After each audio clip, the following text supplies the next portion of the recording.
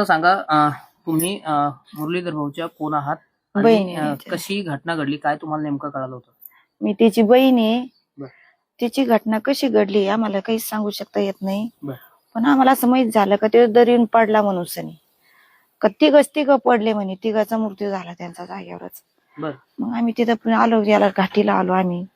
घाटीला आल्याच्या नंतर त्यांचे सगळे पाहुणे होते, त्यांची आई त्या सगळ्या होत्या त्याच्यावाल्या. बर. त्यांनी भरपूर शिव्या दिल्या मला. मी तरी गज बसले, मी काहीच बोलले नाही तिथं.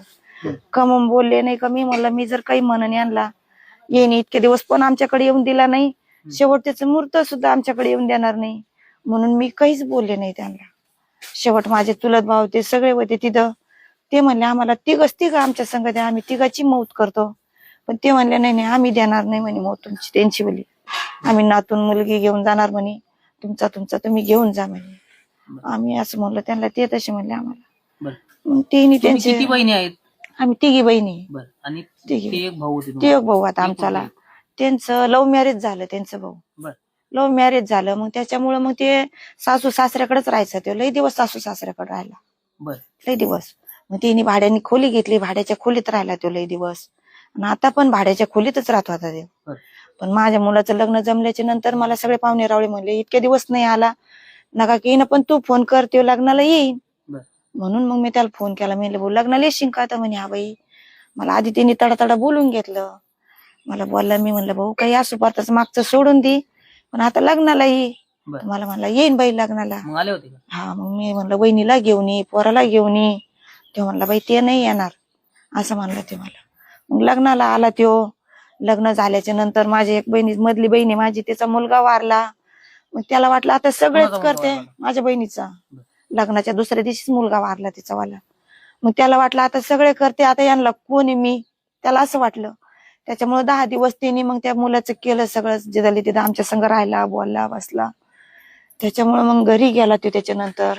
मग बायकून त्याच्या भांडणं काढले. ते म्हणे तुला इतके दिवस बहिणी दिसल्या नाही, त्यांना दिसल्या नाही, आता कस का दिसायला लागला तू त्यांना, आता कमून बोलत काय संग, तुला त्या लागत्या का मी लागते? ते म्हणायचं मला तू लागते, त्या लागत्या, लई दिवसातून बोलायला लागल्या म्हणे, आपल्याला चांगलं वाटत म्हणे, असं म्हणायचं ते तिला.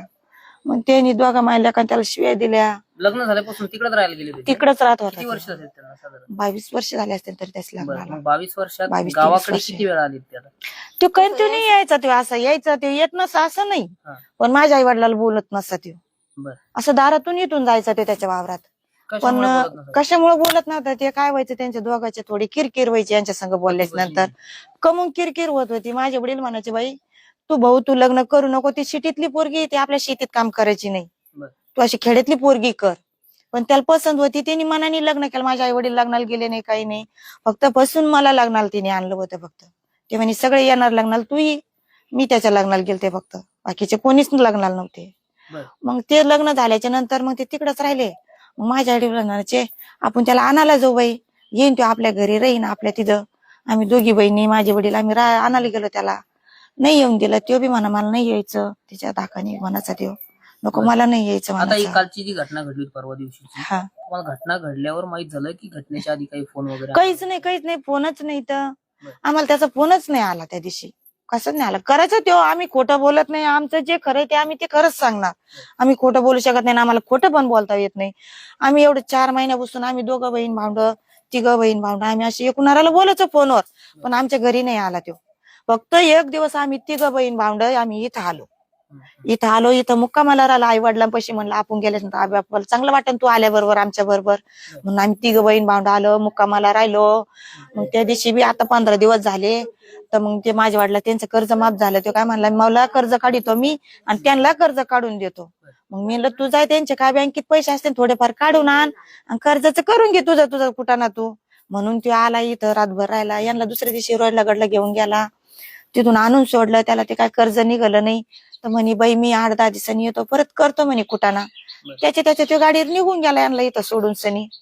मग बाकीच्या नंतर यांच्या संग फोनच नाही त्याचा 15 दिवसापासून.